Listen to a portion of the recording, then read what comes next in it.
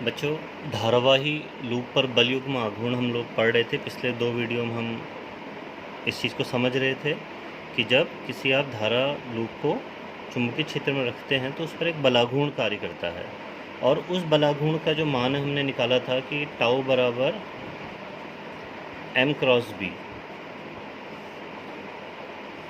या इसका परिमाण जो है वो mb साइन अल्फा, जहाँ m कुंडली का चुंबकीय द्विध्रुव आघूर्ण, b चुंबकीय क्षेत्र तथा अल्फा m तथा b के बीच का कोण है। ये चीज़ को आप बिल्कुल ध्यान रखिएगा कि जो अल्फा है वो m तथा b के बीच का कोण है। जैसे मैं आपसे बोलूँ कि ये कोई कुंडली है और चुंबकीय क्षेत्र इस कुंडली के साथ 30 डिग्री का एंगल बना रहा है, 30 डिग्री का एंगल, और माना इसका m ऐसे, धारा अगर ऐसे बह रही है माना इसमें इस तरह से, तो इसका m ऐसे ऊपर की ओर को होगा, तो यहाँ पर जो अल्फ़ा होगा वो 30 डिग्री नहीं होके 60 डिग्री होगा, क्योंकि आपने m और b के बीच का कोण देखना है, जो ये कोण है। बहुत बार बच्चे न्यूमेरिकल्स में गलती करते हैं। आपको दिया रहता है ये जो 30 डिग्री है यह कुंडली, ये देखिए कुंडली है, ये कुंडली और चुंबकीय क्षेत्र के बीच का कोण है, लेकिन सूत्र में जो आपने लेना है वह m तथा b के बीच का कोण लेना है। तो आप 90 से उसको माइनस करके m तथा b के बीच के कोण को प्राप्त कर सकते हैं। तो ये क्वेश्चन में देखिएगा कि आपको इसको हम अल्फ़ा लिखते थे, इसको थीटा लिखते थे, तो क्वेश्चन में आप देखिएगा कि आपको थीटा दिया है या अल्फ़ा दिया है। तो पहली जो गलती होती है इस चीज़ को लेके होती है। दूसरा, जब हम इस चीज़ को डिस्कस करते हैं, हमको m पता है, आपको बताया था कि m का मान जो होता है NIA होता है, n कुंडली में फेरों की संख्या, I उसमें बहने वाली धारा तथा A उसका क्षेत्रफल है। और m का मात्रक भी बहुत बार एग्जाम में पूछा जाता है। इसका जो मात्रक है देखिए, n फेरों की संख्या का तो कोई मात्रक नहीं होता, I एम्पियर, और एरिया का मीटर स्क्वायर।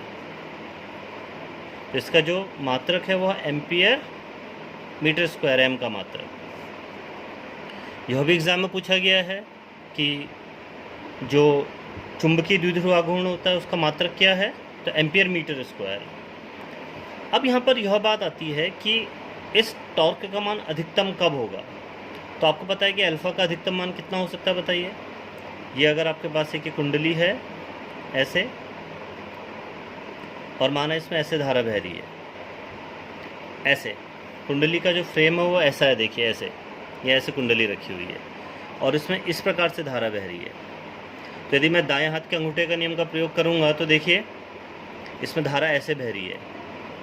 तो जैसे धारा बह रही है मैंने अपने अंगुलियों को रखा तो अंगूठा मेरा इधर को आया है, तो इसका मतलब इसका जो चुंबकीय आघूर्ण होगा वो m इस दिशा में होगा,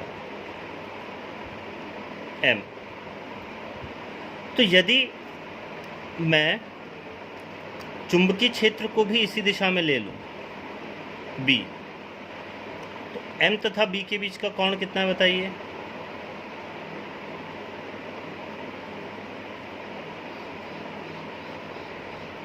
हाँ बताइए कितना है, क्या 0 डिग्री है?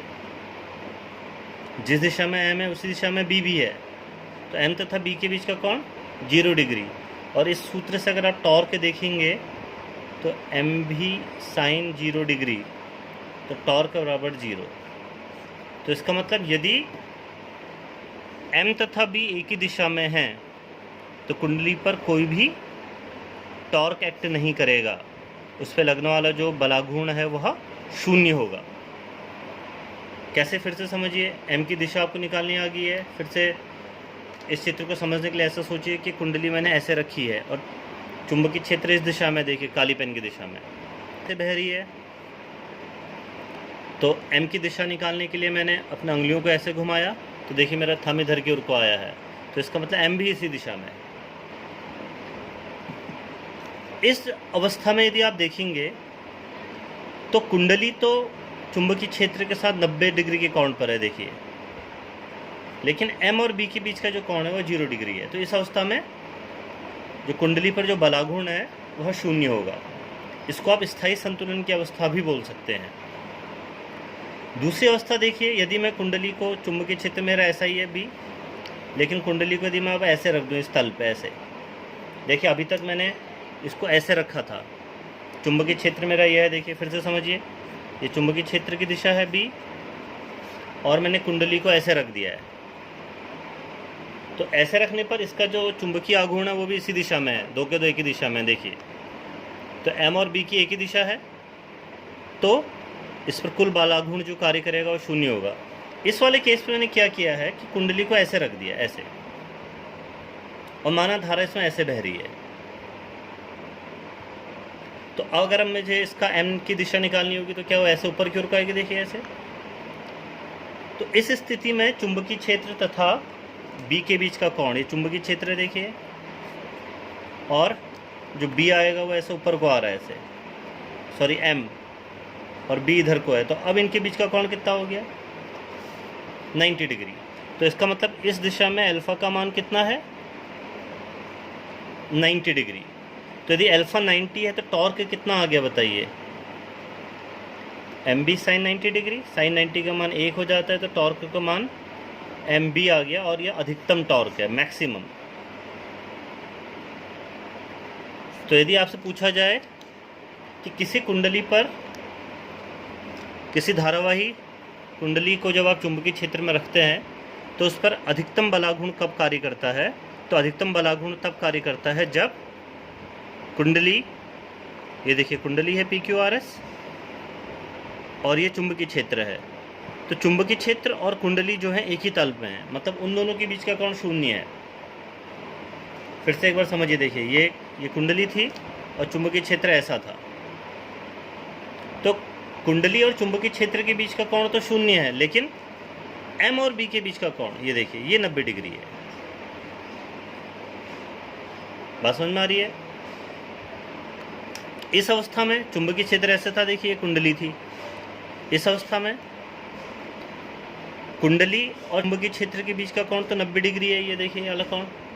लेकिन यदि मैं M देखूंगा तो M और B के बीच का कोण 0 डिग्री है। ऐसा भी हो सकता था कि यदि मैं धारा की दिशा ऐसे ले लेता, ऐसे, तो इस अवस्था में क्या होता बताइए, धारा वैसे बह रही है ऐसे, तो इस दिशा में अब M की दिशा इधर को आती, अगर मैं धारा की दिशा इसमें पलट लूँ ऐसे, चुंबकीय क्षेत्र ऐसे था देखिए, अब जो है मैं कुंडली में धारा की दिशा ऐसे कर दे रहा हूँ, ऐसे, तो इस दिशा में M इधर की ओर को आएगा,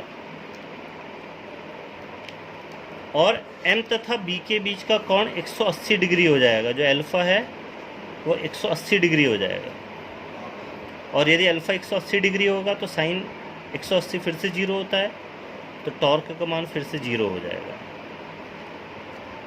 जो बलाघूर्ण है उसका मान फिर से 0 हो जाएगा। देखिए इस अवस्था में ऐसे, ये ऐसे मैंने कुंडली रखी है, इस बार धारा ऐसे बह रही है, तो मैंने अपनी उंगलियों को ऐसे करा, देखिए ऐसे धारा ऐसे बह रही है, तो उंगलियों को ऐसे घुमाया तो मेरा थंब इधर को आया, तो M की दिशा ये होगी है।